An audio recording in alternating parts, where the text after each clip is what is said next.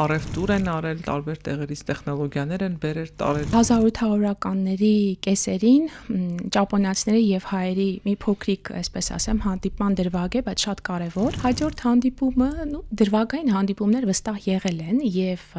Հայաստանից դուրս եւ Ճապոնիայից դուրս։ Հաջորդ հանդիպումը, որ այսպես ամենակարկառուններից մեկն է, 1905 թվականին Շուշեցի հեղինե Մելիք Հայկազյան ունենք, որը տպագրել է գիրք Ճապոնիայի մասին։ Հայ կանայք երբեք փակ չեն եղել, այսինքն ոչ թե իրավունքների կամ հնարավորությունների, այլ ցանկության մասն է եղել, եթե ցանկությունը որևէ կին ճամփորդել, վստահաբար ոչինչ չէր կարող նրան խանգարել։ Հետո Ճապոնիայի հետ կապված մեր առնչություններում, գիտեք, կանանց դերը բավականին մեծ է։ Սա բացահայտում է 100 տարի անց եւ ներկայացվեց Հայոց ցեղասպանության թանգարան ինստիտուտում բոլոր փաստերով, դիվանագետների, պատմաբանների ներկայությամբ։ Հայուհիները սիրում են կրել մարգարիտներ, սակայն շատ բան չգիտեն մարգարիտների մասին, ինչու որովհետև ունենք գետերի եւ ծովերի պակաս, բայց մենք ունեցել ենք այդ մշակույթը եւ այս գիրքը գալիս է ցույց տալու հայուհիներին։ Նա միակն է, թե էլի կան հայագետներ։ Ճիշտն ասած կան էլի, վերջերս մի լավ հայագետի կորցրեցինք Հիդե Հարունակաջիմային, բավականին շատ ճապոնալեզու գրքերի հեղինակ էր, որոնք պատմում են Հայաստանի պատմության, Հայոց ցեղասպանության, անգամ Արցախի հետ կապված առաջին հերոսամարտի մասին։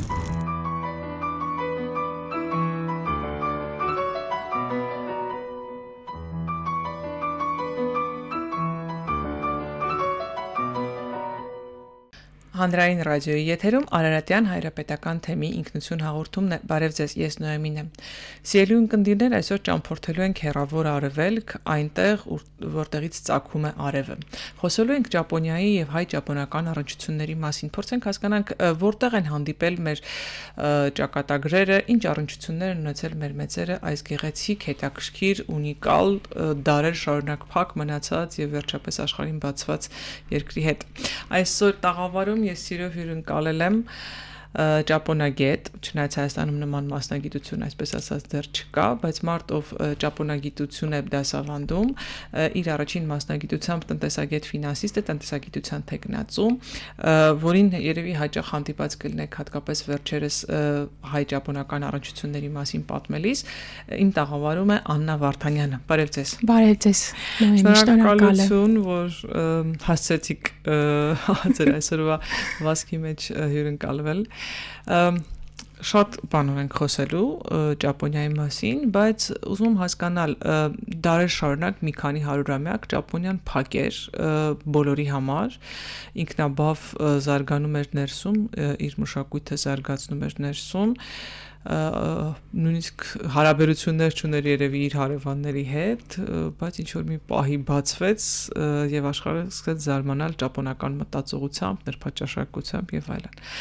Հայերը, որոնք հարյուրավոր, հազարավոր տարիներ զբաղվել են նաև ճանապարհներ ստեղծելով, թե ծովային, թե ցամաքային, առևտուր են արել, տարբեր տեղերից տեխնոլոգիաներ են բերել, տարել Չինաստանից, Հնդկաստանից մինչև Եվրոպա, արդյոք հայերը շրջանցել են Ճապոնիան եւս, ինչքան հնությամբ մենք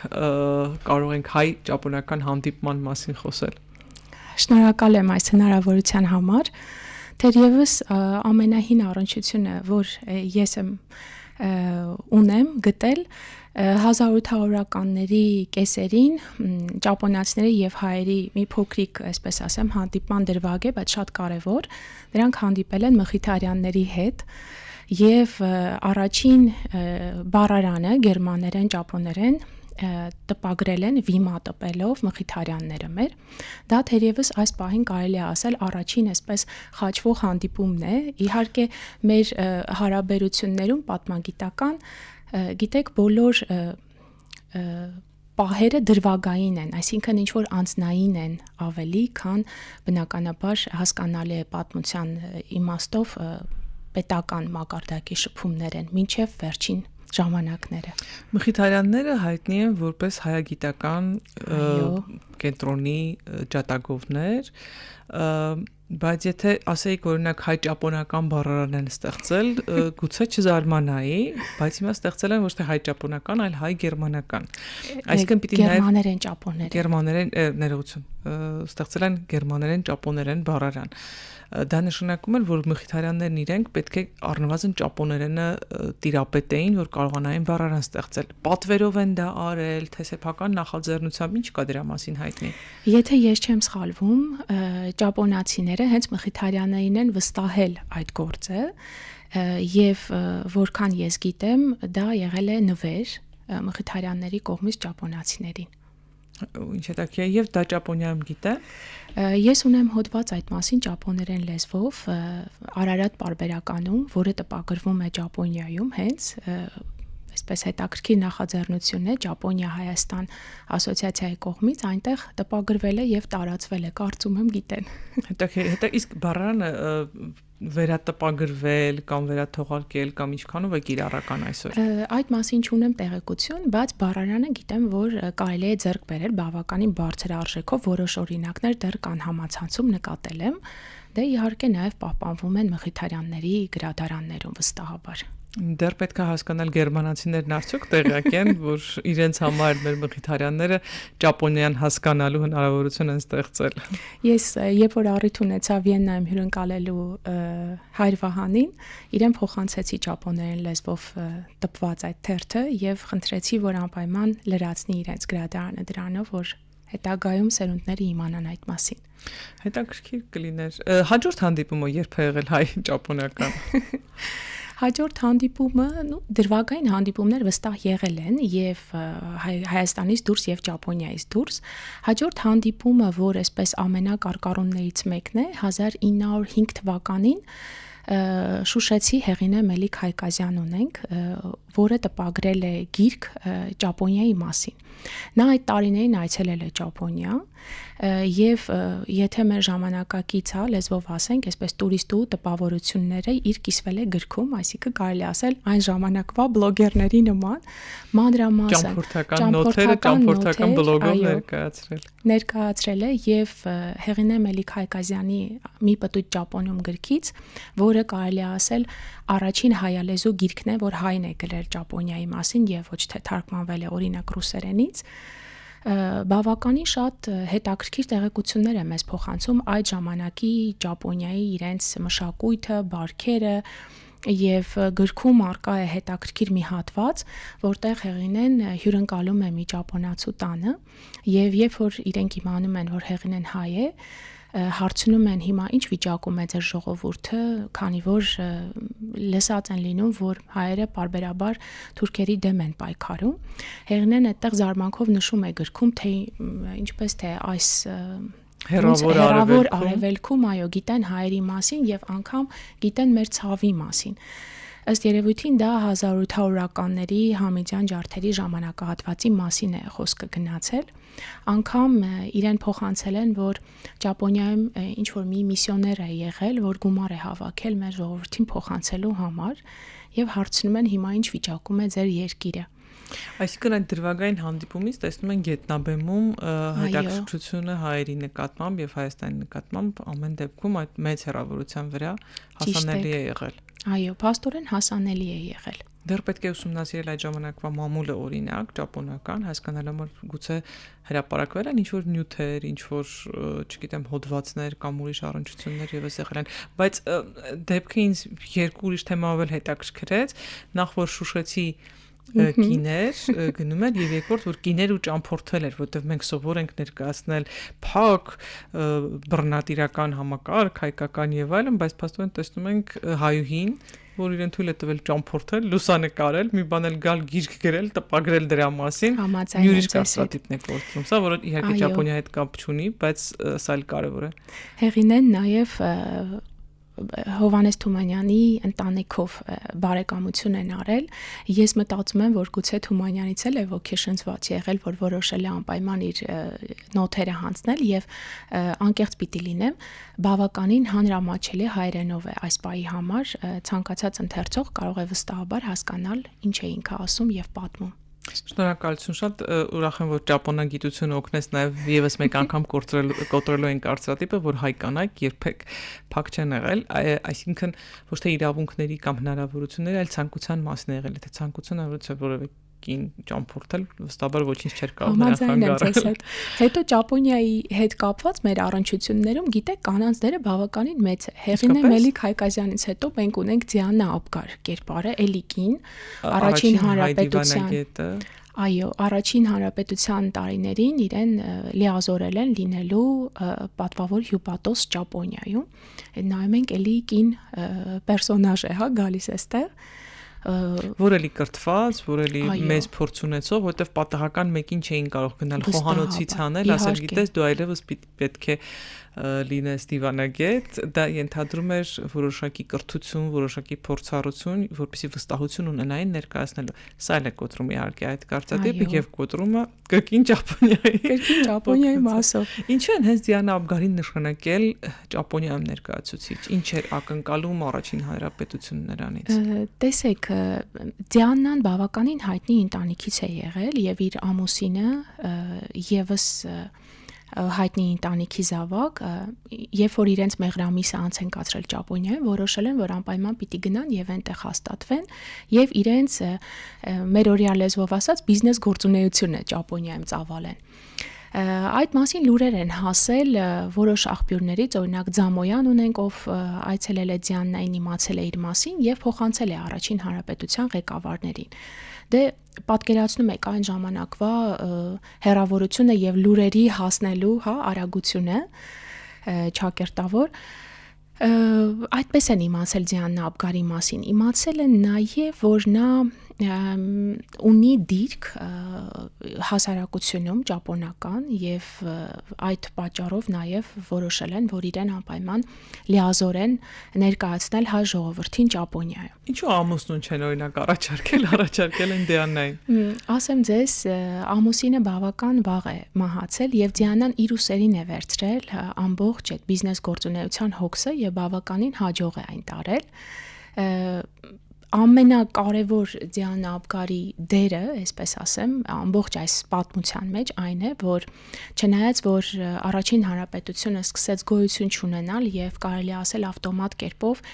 իր լիազորությունները արդեն չէին գործում, այնուամենայնիվ նա օգնել է բավականին հարյուրավոր փախստականների, որոնք իմանալով Դիաննայի մասին մեծ ճանապարհ են կտրել այն ժամանակ ցամաքով, հա, Սիբիրով, այսպես Վլադիվոստոկով հասել են Ճապոնիա, ապաստան են գտել իր մոտ, անգամ հագուստից սկսած, նավի տոմսերից սկսած, իրենց փաստաթղթավորումից սկսած Դիանա Աբգարը ամեն կերպ օգնել է եւ օգնել է, որպեսզի նրանք տեղափոխվեն Ամերիկայի Միացյալ Նահանգներ 1915 թվականից հետո, հա, այդ հոսքն է, որ եկել է Ճապոնիայով է անցել։ Հասկանամ, ինչի այդ հերավորությունում անցնում են, իհարկե հասկանամ ցեղասպանության այդ խնդիրը եւ այլն, բայց հասել են Ճապոնիա, փաստաթղթային խնդիր չեն ունեցել, հասել են այնտեղ են նոր կարողացել լուծել, թե ինչ որ ուրիշ ճանապարհներով են գնացել։ Անկեղծ ասած, փաստաթղթային խնդիր միշտ էլ ունեցել են մեր գաղթականները, բնականաբար գաղթի ժամանակ ոչ ոք չի մտածել այդ մասին, բայց Դիանա Աբգարը կարողացել է կարգավորել իրենց մուտքը դեպի Ճապոնիա, այսինքն որպեսզի նրանք օրինական ձևով, հա, կարողանան մուտք գործել այնտեղ եւ որոշ ժամանակ անցկացնել ապրել Ճապոնիայում։ Դուք պատկերացրեք ինչ հյուծված են նրանք հասել, բարի ուղիղ իմաստով եմ ասում, որ Դիանան օգնել է նրանց անգամ հագուստ ապահովելով։ Մենք ունենք հայ ընտանիքների նկարներ, որոնք այն թվերին ֆոտոնկարներ ունենք կիմոնոներով, այսպես յուկատաներով հագնված, որովհետեւ ուրիշ չէին կարող գտնել։ Այո, այլ հագուստ էլ չեն ունեցել, կարելի ասել։ Ցավոք սրտի։ Իսկ այնտեղ հայտնվելով ձևավորվել է արդյոք հայկական համայնք։ Այ Նոյեմի ջան, դա ամենահետաքրքիր հարցերից մեկն է, ես էլ ինձ միշտ հարցնում եմ։ Մենք չունենք որևէ տեղեկություն, որ այդ թվերին գնացած հայերը այնտեղ մնացել են։ Տպավորություն է, որ բոլորը իսկապես դուրս են եկել։ Գուցե չեն հարմարվել, հետո Ճապոնիայում կա լեզվի խնդիր, դու չես կարող ապրել Ճապոնիայում եւ չիմանալ ճապոներեն լեզու։ Մենք ճանապարհին, որ մոտեցանք, զրուցում էինք այդ մասին, մինչ օրս է այդ թեման արդիական եւ պահպանվում։ Եվրոպական, լատինական որևէ լեզու չկա այնտեղ հնարավորություն։ Գիտեք, մեծ քաղաքներում իհարկե կարելի է, բայց օրինակ տրանսպորտը, մետրոն, որտեղ առանց մետրոյի ուղղակի չես կարող քայլ անել, ամբողջությամբ ճապոներեն լեզվով է գրված ամեն ինչը եւ դու կամ պիտի ունենաս ուղեկցող մարդ, ով որ ամեն ինչից հասկանում եւ գլուխ է հանում, մենակ եթե ապրած չլինես Ճապոնիայում, այնտեղի ամեն ինչը չիմանաս, չես կարող ուղղակի այցելել, թեկուզ որպես տուրիստ։ Անպայման ուղեկցող պիտի լինի քեզ հետ։ Լավ, բարդ լեզու է, ճապոներենը։ Ճապոներենը բարդ լեզու է, ես երկրագիտությամբ եմ զբաղվում։ Ճապոնագիտության Քանի հիերոգլիֆ ունի ճապոներենը։ Ընդհանրապես ասում են մինչև 10,000։ Այսինքն 10,000 նշան պիտի իմանաս, որ կարողանաս որպեսզի կարողանաս, այո, սահուն, վարժ, այսպես գոնե թերթերը կարդալ, այսինքն նույն թերթի մեջ նշված ոչ թե պարզ բառերը, այլ օրինակ տնտեսագիտական տերմինները եւ այլն եւ այլն։ Միջին վիճակագրական ճապոնացին քանի հիերոգլիֆ գիտի։ Շատ, եւ ձեզ ասեմ, ամբողջ կյանքի ընթացքում են իրենք սովորում։ Օրինակ դպրոցական ավարտ ճապոնացին, երբ որ ենթադրենք ընդունվում է համասան, նա էլի շարունակում է հիերոգլիֆների ուսանումը, արդեն մասնագիտական հիերոգլիֆների բառերի, ինչպես որ մենք օրինակ, չէ՞։ Մենք էլ մասնագիտական նոր բառեր ենք սովորում համասա, իրենք ոչ միայն սովորում են, այլև սովորում են գրել եւ կարդալ։ Իսկ գրելը դա մի ուրիշ արվեստ է իրենց մոտ, նույնիսկ պատմություն կա, թե ինչպես գնդիկավոր գրիչը երբ որ հայտնվեց, ճապոնացիները դա վերցրեցին, վերափոխեցին, որպեսզի կարողանան բարակ եւ հաստ այդ գծերը գնդիկավոր տեխնոլոգիայով կիրառեն եւ չգիտեմ, միշտ զարմանում եմ, թե Ճապոնիան ինչպես է վերաբերում աշխարհին նոր տեխնոլոգիան վերցնում, ներծծում իր մեջ, ճապոնացնում, իրեն հարմար ձևով կատարելագործում եւ նոր սկսում արտադրել, մատուցել եւ այլն։ Ճիշտ է, անգամ թղթի արտադրության մեջ իրենք հետաքրքիր նորարարություններ ունեն։ Ես վերջերս մի փոքրիկ գրքույկ էի կարդում, ինչը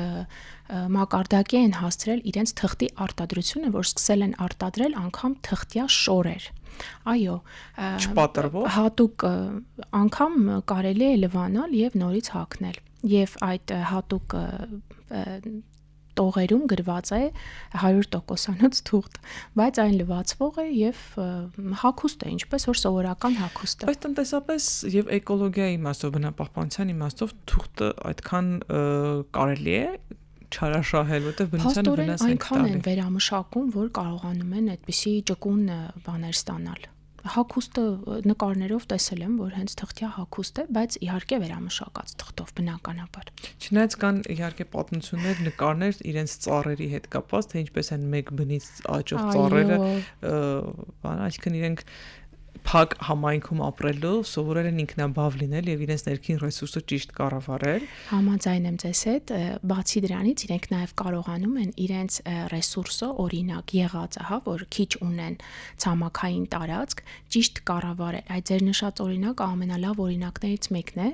որ ծառերի աճեցման այնպիսի տեխնոլոգիա են, այսպես հորինել, կարելի ասել, ստեղծել, որ մի քանի հարկանի ծառեր են աճեցնում եւ վերևի հարկերն են միայն կարողանում սղոցել, մյուսը պահպանելով եւ այդ բնիկը անընդհատ նորից նոր ծառ է ստեղծում։ Ճապոնացիները նաև դարերի ընթացքում սովորել են հաղթահարել ցավն ու դժվարությունները, թե երկրորդ համաշխարհային պատերազմի ատոմային այդ հարձակումները, թե հետագայում ցունամիները, երկրաշարժերը եւ այլն, իսկապես ուսումնասիրելու եւ իսկապես նրանցից սովորելու մի բան էր։ Այսպիսի մի միֆ կա, արդյոք ճիշտ է, որ Ճապոնիայում վիրավորվում են կամ չեն ցանկանում խոսել Հիրոսիմա եւ Նագասակիի ողբերգության մասին, մտածելով, որ դա այսպես ասած վատ էթիկետի նշան է եւ դրա մասին չեն խոսում, չեն հիշատակում։ Շատ հետաքրքիր հարց տվեցիք, շնորհակալ եմ այդ հարցի համար։ Ասեմ ձեզ, որ պետք է երևի յուրօրինակ մթնոլորտ ստեղծել եւ հերվից գալ այդ հարցին ճապոնացու հետ խոսելիս։ Բնականաբար մի անգամից իրենք այսպես մի տեսակ իրենց կզգան եւ այո վատ կզգան, վիրավորվելը չեմ կարող ասել, բայց բնականաբար իրենց հաճելի չէ այդ թեման։ Գիտեք, ցավի հաղթահարման ես հիշում եմ, երբ որ նոյեմբերի 9-ից հետո Հայաստանում Ճապոնիայի ժամանակի դեսպանը ինձ ուղարկեց մի փոքրիկ նամակ, այդ նամակը ուղարկվել էր ճապոնացիներին 45 թվականի ատոմային ռմբակոծությունից հետո իրենց կայսեր կողմից։ Անկեղծ ասած, այդ պահին ես որ դա կարդում էի, այնպեսի տպավորություն էր, որ այդ նամակը ոնց որ մեզ ուղված լիներ, շատ այսպես մոտ բաներ կար, ցավի հաղթահարման, փորձելու, առաջ նայելու, առաջ գնալու եւ պոզիտիվ տրամադրվելու իմաստային շատ այսպես շեշտադրումներ կային այդտեղ, եւ ես ինքս եմ նկատել, որ ճապոնացիները նախ միահամուռ են շատ, իրենք այսպես միշտ խմբերով են, երբեք առանձին չեն եւ խմբային են նաեւ այդ ցավը կարողանում հաղթահարել։ Այդ շատ կարևոր բան է։ Մեզ դա շատ է խանգարում, որ մենք այսպես ցրված ենք, չէ՞, ամեն մեկը կարծես մի ղեկավար մարդ է։ Դե մենք 3 միլիոն նապոլոն ունենք, այդպես են, չէ՞, մեր ասում Հայաստանում նապոլ։ Բայց դու գուցե դա գալիս է դասերակցությունից, ասենք փոքր ժամանակ երեխային դասերակելու հանգամանքից։ Արդյոք տարբերություն նկատել եք, եթե իհարկե այդ թեման ուսումնասիրել եք, իրենք մենք ենք դասավորում, թե ես են ներողություն, իրենք մենք են դաստիարակում, թե ես են դաստիարակում երեխայի մեջ։ Իրենք ավելի շատ մենք են դաստիարակում եւ դաստիարակում են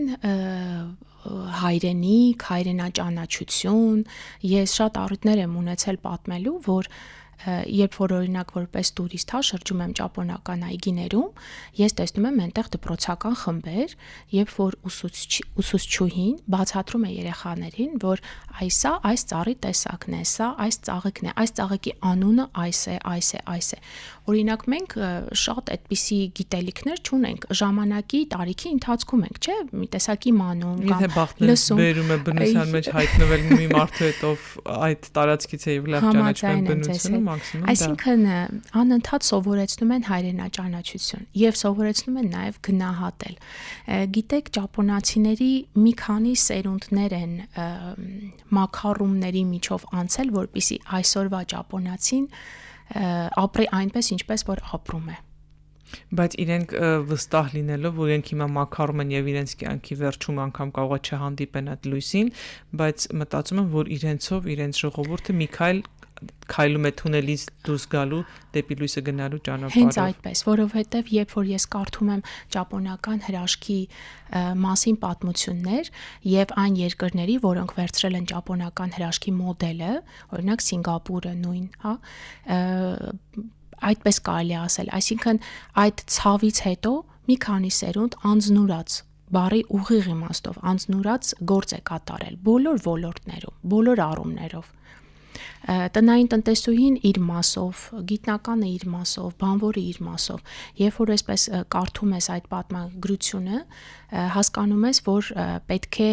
հենց այդպես լինի, միայն այդ դեպքում, միահամռության դեպքում է լինում, այդ թունելի վերջում այդ լույսը երևում է։ Կարելի է գնալ Ճապոնիա եւ ներծծվել, քաղել, ուսումնասիրել, հասկանալ, վերցնել այդ դաստիարակության կրթության մոդելը եւ բերել մեզ մոտ հայկականացնել։ Իհարկե կարելի է։ Ես պատրաստ եմ, եթե նման զորք հավաքեք, խնդրում եմ ինձ չմոռանաք, իսկապես պատրաստ եմ։ Բայց մենք էլի թեմա ունենք, ճապոնացիների մասին կարելի է երկար խոսել, սկսած իրենց լանդշաֆտային նմանություններից, մեր Արարատի նմանությամբ իրենց Սրբազան սարից, բայց ձեր մոտ տեսնում եմ գրքեր եւ դրանց նկատմամբ անտարբեր չեմ կարող լինել։ Դրանք վերաբերում են էլի հայ-ճապոնական առնչություններին։ Այո, հայ-ճապոնական առնչություններին են վերաբերում։ Կարող եմ ներկայացնել հերթով։ Առաջին գիրքը Տոկեի մարուն է։ Տոկեի մարուն ճապոնական նավի անունն է, որի քաչ եւ խիզախ նավապետը փրկել է մի քանի 100 հայերի եւ հույների հայոց ցեղասպանության վերջին արարի ժամանակ 1922 թվականին սա պատմագիտական բացահայտում էր հայկական կողմից, որովհետև այս մարդասիրական դրվագը բաց էր մնացել մեր պատմագրությունից։ Մենք գիտենք Մուսալերան 40 օրվա պատմությունը ֆրանսիական նավատորմի, ֆրանսիական նավապետի հերոսության մասին, բայց ճապոնացիների մասին այդքան չգիտենք։ Սա բացահայտում է 100 տարի անց եւ ներկայացվեց Հայոց ցեղասպանության թանգարան ինստիտուտում բոլոր փաստերով դիվանագետների, պատմաբանների ներկայությամբ։ Ինչ էր անում ճապոնական նավն այնտեղ, թե նավատորմ էր։ Իրականում նավ էր ճապոնական առևտրային նավ, որը եկել էր Զմյուրնիայի նավահանգիստ առևտուր կատարելու նպատակով։ Արդեն մոտենալով ափին տեսնում են, որ այնտեղ ինչ որ մի բան է կատարվում, Զմյուրնիայի մեծ հրդեհը այդպես է ավելի ծանոթ այս դրվագը պատմության մեջ, սա հայոց ցեղասպանության վերջին արարն է, բնականաբար հույների եւ հայերի հայաթափում Զմյուրնիայից եւ մարդիկ ուղակի հավաքվել էին նավահանգստի մոտ եւ կամ նետվում էին ծովը կամ մի խոսքով գիտեք չեմ ուզում այո ցանկանում էին փրկվել եւ նավապետը խիզախել է չի ենթարկվել Քեմալ Աթաթուրքի զորքերին չվերցնել նավի տախտակամած եւ ոչ մեկին ավելին առանց փաստաթղթերի է վերցրել եւ կատարել է շատ հետաքրքիր մարդասիրական քայլ նա ըստ վերապրողների վկայությունների տարբեր կողմերից եմ ես ստուգել եւ հայերի եւ հունական կողմից կան վկայություններ նետել է ծովը իր նավի բարձրարժեք ուղեբեռը որպեսզի նավը թեթևացնի եւ ավելի շատ մարդ կարողանա վերցնել իսկ ըստ որոշ պատմաբանների անգամ ասում են որ մի քանի անգամ գնացել է Պիրեայի ափեր հունական ափեր մարդկանց թողել եւ հետ եկել էլի վերցրել տարել տարբեր կարծիքներ կան, բայց այն, որ նավապետը փրկել է մի քանի 100 հայերի եւ հույների, դա անհերքելի փաստ է։ Որտեղից եք գտել այդ փաստը։ Որտեղ է սա հիշատակվել եւ տենց Առաջին Edge գրքում որ նայեք, այդտեղ կա մի նկար ճապոնական նավը Զմյուրնիայի նավահանգստում, դա միակ այո, նկարն է, որ ես տեսել էի համացանցում եւ ինձ անչափ հետաքրքրեց այդ պատմության հետքերով գնացի Հունաստան, Աթենքի ազգային գրադարան, այնուհետև Ճապոնիա իմ հետազոտությունները կատարելու, վերջում եկա Հայաստան հայոց ցեղասպանության թանգարան ինստիտուտին դիմեցի եւ այնտեղից էլ որոշ վկայություններ գտանք, այդպես շատ հետաքրքիր պատմություն է սա։ Եվ ամբողջությամբ նորույթ է, որովհետև Նոեմի ջան, տեսեք, մենք ունենք մինչ այս հետևանքային կապ հայոց ցեղասպանության եւ Ճապոնիայի, ճապոնացի ժողովրդի հետ, որ նրանք օգնել են հայ գաղթականներին։ Իսկ սա ուղիղ կարելի ասել փրկության դրվագ է հենց դեպքի վայրից։ Մի Ֆրանս Վերֆելեր մեզ այս թեմային էր պետք, որ ներկայացներ արդեն ճապոնական, բայց կարծում եմ պիտի աշխատենք իրար հետ եւ մի գեղեցիկ ֆիլմի սցենար պատրաստենք, որովհետեւ սա իսկապես միջազգային նշանակության ֆիլմ կարող է դառնալ, որ ոչ միայն ներկայացնի հայերի պատմությունը, հետաքրքիր լինի հայերին, այլ համաշխարհային թեմա կարող է դառնալ, որովհետեւ իսկապես ուրույն մի բան է։ Սա դեռ պետք է ուսումնասիրեմ, շնորհակալություն։ Ձեզ շնորհակալություն։ Հաջորդ գիրքը Մարգարիտի հետքերով Հայաստանից Ճապոնիա։ Հիմա կզարմանաք, ինչու Մարգարիտի հետքերով, ասեմ, որ ուսումնասիրել եմ Մարգարիտի համաշխարհային պատմությունը եւ ճանապարհները ինձ տարել են Հայաստանից Ճապոնիա եւ հետո այնուհետեւ հետ են վերել դեպի Հայաստան։ Մենք գիտենք, որ հայուհիները սիրում են կրել մարգարիտներ, սակայն շատ բան չգիտեն մարգարիտների մասին, ինչու որովհետև ունենք գետերի եւ ծովերի պակաս, բայց մենք ունեցել ենք այդ մշակույթը եւ այս գիրքը գալիս է ցույց տալու հայուհիներին եւ հարստացնելու մեր պատմագրությունը, թե ինչպես ենք մենք մարգարիտը օգտագործել հայկական տարազային համալիրում, ինչպես են օգտագործել մեր թագուհիները։ Ինձ չի զարմացնում դա, որովհետև ես վերջերս ուսումնասիրում էի հայ առևտրականների պատմությունը վաղնջական ժամանակներից, հետո միջնադարյան այդ շրջանում հնդկահայ համայնքի, ջուղայի համայնքի բաները եւ այնպիսի բացառիկ ու ապրանքներ են իրենք Հնդկաստանից Եվրոպա հասցրել կամ Չինաստանից հասցրել մետաքսի ճանապարհն էլ դրա հետ մեկտեղ, որ ուղակի չեմ զարմանա, անգամ հայերը Աֆրիկայից, Եթովպիայից սուրճ են բերել, իհարկե միայն հայերը չեն եղել, բայց աշխարհը չի ճանաչել ինչ որ մի ապրանք, նաեւ հայերի օգնությամբ սկսել են ճանաչել եւ անկեղծ չեմ զարմանում, բայց սա էլ իսկապես մի հետաքրքիր թեմա է։ Մի շատ գեղեցիկ պատմություն է։ Այս գրքում այո, Կիլիկյան Հայաստանում, Կիլիկյան թագուհին ինչպես է օգտագործել Մարգարիտը, այստեղ նաև կա մի դրվագ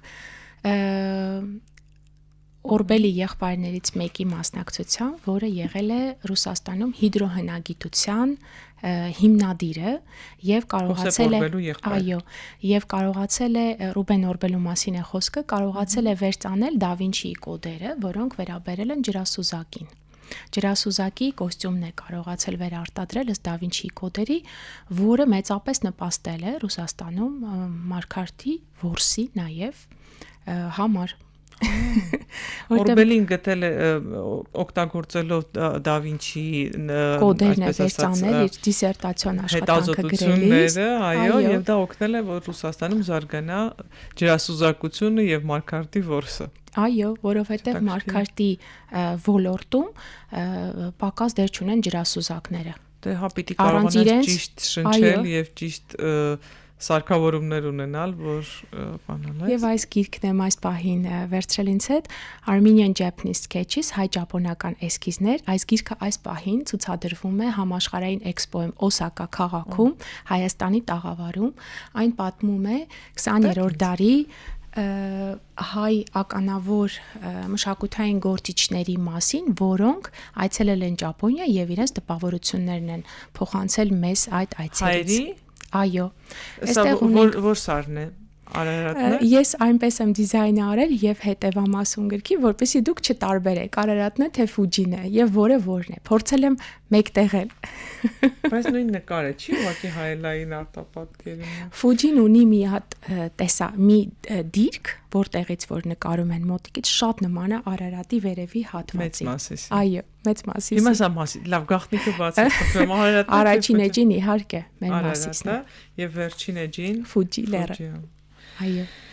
Իրենք փոքր մասից դեռ չունեն, չնայած իրենք եւ երկրաշարժային եւ հրաբխային երկիր են, չէ, լավ չէ, թող չառաջանա, որովհետեւ դա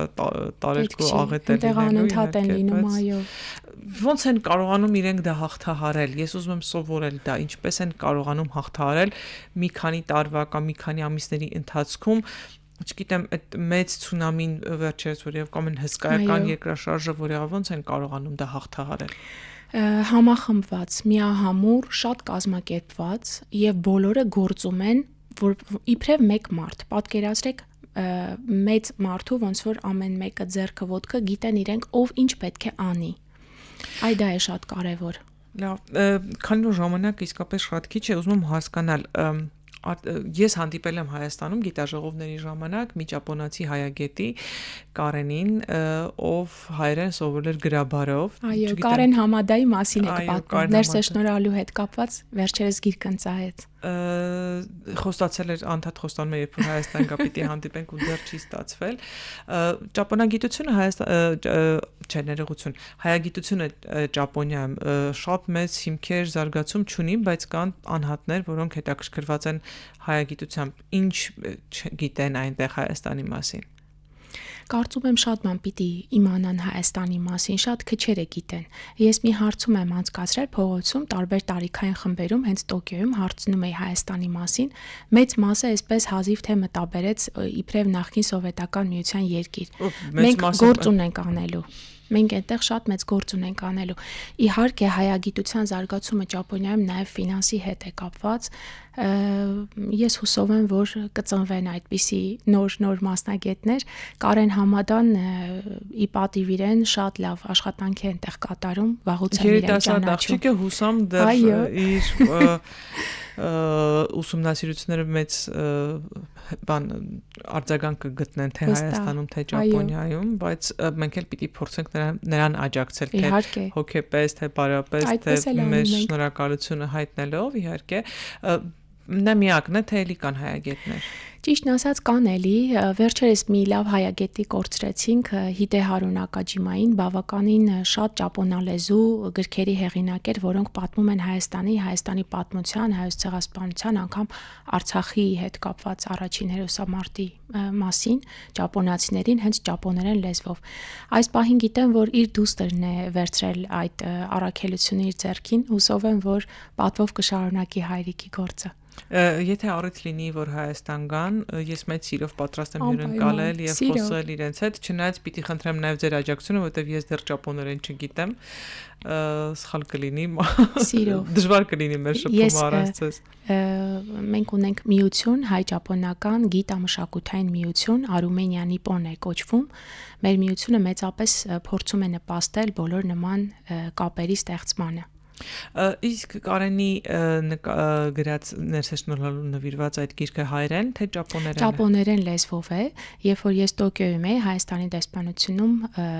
այս հայ-ճապոնական էսքիզներ գրքի շնորհանդեսը արեցինք Կարեն Համադայի գրքի հետ համատեղ, այս պահին ճապոներեն լեզվով է։ Իր ուսումնասիրությունը։ Կա Հայաստանում օրինակը գրքի։ Ես կարծում եմ, որ ինքը ազգային գրադարան հանձնած կլինի, ենթադրում եմ։ Լավ, իսկ մեր հայտնի հայերից ովքեր են Գոհար Գասպարյան։ Գոհար Գասպարյան, այո, 2 անգամ է այցելել հյուրախաղերով Ճապոնիա, ամիսներ շարունակ ֆանտաստիկ ելույթներ է ունեցել եւ իր տպավորություններով է կիսվել։ Սիլվա Կապուտիկյանը կա այդ գրքում, որը եւս այցելել է Ճապոնիա։ Ունենք Պավել Լիսիցյանի մասին պատմություն, Արամ Խաչատրյանի մասին պատմություն ունենք Ճապոնիա եւ Ճապոնիայի հետ կապված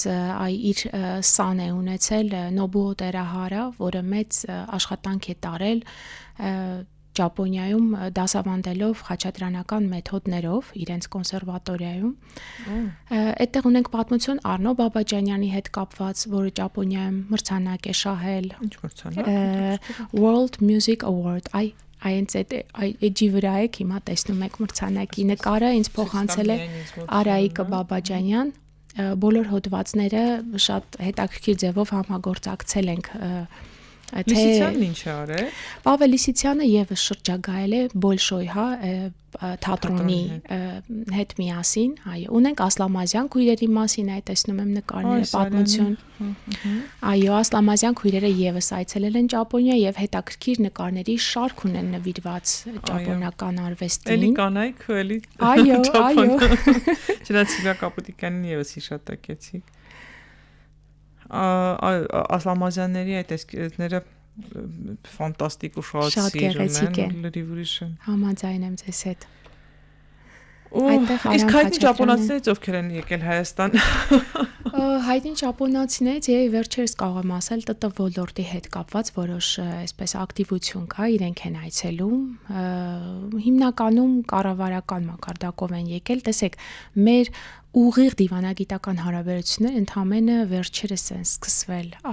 ակտիվանալ։ Դեսպանությունների հաշվի առնենք, որ Դիանա Աբգար ինչ որ բան հիմք դրել էր։ Դեսպանությունների բացումով են սկսել ակտիվանալ։ Մինչ այդ այսպես հանրային եւ անհատների մակարդակով ենք կարողացել են պահել, ինչի համար իրենց անչափ շնորհակալ ենք։ Չէ, շատ կարևոր է իրականում եւ միջմշակութային երկխոսությունը եւ իրար ճանաչելու հանգամանքը, որովհետեւ իրարից ամեն դեպքում սովորելու ինչ որ բան ունենք։ Ես չեմ ուզում մեծամտաբար ասել, թե մենք հայերս ինչ որ բան պիտի տանք ճապոնացիներին, բայց վստահաբար որպես հին ժողովուրդ երկխոսության լավ հիմքեր կարող ենք ունենալ եւ գոնե եթե անգամ սովորենք հաղթահարել դժվարությունները ինչպես ճապոնացիներ եւ համախմբվել տնտեսական բում առաջացնել երկրում հաշվի առնելով երկրորդ համաշխարհային պատերազմից հետո իրենց այդ 10-15 տարվա ընթացքում կրթության վրա զարգ տալով իրենց ժողովուրդը ոսմե սոված մնացին, բայց կարողացան զարգացնել իրենց տնտեսությունը եւ շատ կարճ ժամանակահատվածում պատմության մեջ 70-80 տարին իհարկե շատ փոքր ժամանակահատված է կարողացան դառնալ աշխարհի գերտերություններից մեկը։ Հա, հասկանում եմ, որ նաև այլ գերտերություններ են օգնում, ներդրումներ անում եւ այլն, բայց կարող էին եւ անընդհատ ներդրում անել եւ իրենք ներսից չզարգանան, բայց ճապոնացիներն այլ վարպետության դաս տվեցին աշխարհին։ Մենակ Տոկիո քաղաքին նայելով երկնաքերից, երբ որ նայում ես 45 թվականից հետո Տոկիոն ամբողջությամբ այրված քաղաք եւ հիմա ինչպես դուք նշեցիք, հա 80 տարին դա իհարկե պատմության համար ակնթարթ է, բայց տեսնելով թե ինչ են արել այդ ժամանակահատվածում, մեծ ահռելի գործ է կատարվել։ Ի պատիվ իրենց։ Շնորհակալություն, հուսամ մի անգամ առիթ կունենամ գնալու եւ ճապոնիան ներսից տեսնելու, զգալ այդ ճապոնացիների միասնականության ուժը։ Շատ ուրախ կլինեմ, որ զարգանա նաեւ Ճապոնիայից Հայաստան եկող զբոսաշրջիկների հոսքը եւ ոչ միայն զբոսաշրջիկներն, այլ գիտնականների, տնտեսագետների, ՏՏ ոլորտի մասնագետների, բոլոր ոլորտների։ Շնորհակալություն ձեզ, որ այդ ճանապարհին ձեր լուրջ քայլերն եք անում եւ ձեր նույն ներդրումն եք ունենում։ Ուզում ձեր շնորհակալություն ասել ինքնության ճանապարհին իմ որոնումների, իմ ունկնդիրների որոնումների մեջ հայ-ճապոնական այդ հետքը այսօր ներկայացնելու համար։ Ես եմ շնորհակալ։ Ինչպես են ճապոներենով ասում բարև ձեզ։ Կոննիչիվա։ Եվ ցտեսություն սայոնարա։ Սայոնարա անպայման այս ձեռքի շարժումով։ Հետաքրքիր Շնորհակալ լինելու։ Եվ շնորհակալություն եմ նշում եւ ցտեսություն, դա թե Սայոնարա ժեստը որպես շնորհակալ լինելով ցտեսություն են մաղթում ասում։ Շնորհակալություն։ Մի հարց էլ տամ ու ավարտենք, եկեղեցի ունենք մենք այնտեղ Ճապոնիայում։ Հայկական եկեղեցի չունենք, կա ռուսական եկեղեցի Տոկիոյում։ Գիտեմ, որ հայերը իրենց կարոտն առնելու համար այնտեղ են այցելում։ Կրոնական իմաստով աղոթելու երևի համար։ Այո։ Շնորհակալություն ձեզ շատ։ Ես իմ ընկերներին եւ ակնկալներին հիշեցնեմ, որ այսօր տաղավարում ես զրուցում եի Աննա Վարդանյանի հետ, ով տնտեսագիտության թեկնածու է, ֆինանսիստ եւ ճապոնագետ եւ դասավանդում է ճապոնագիտություն երկրագիտության իմաստով։ Հետևեք ուսումնասիրեք, սիրեք ուսումնասիրության այն ոլորտը, որը ձեզ կարող է մի քիչ ավելի հայ դարձնել, թեկուզ ճապոնական հետքերով։ Ցտեսություն ինքնությունը եթերում կլինի հաջորդ շաբաթ։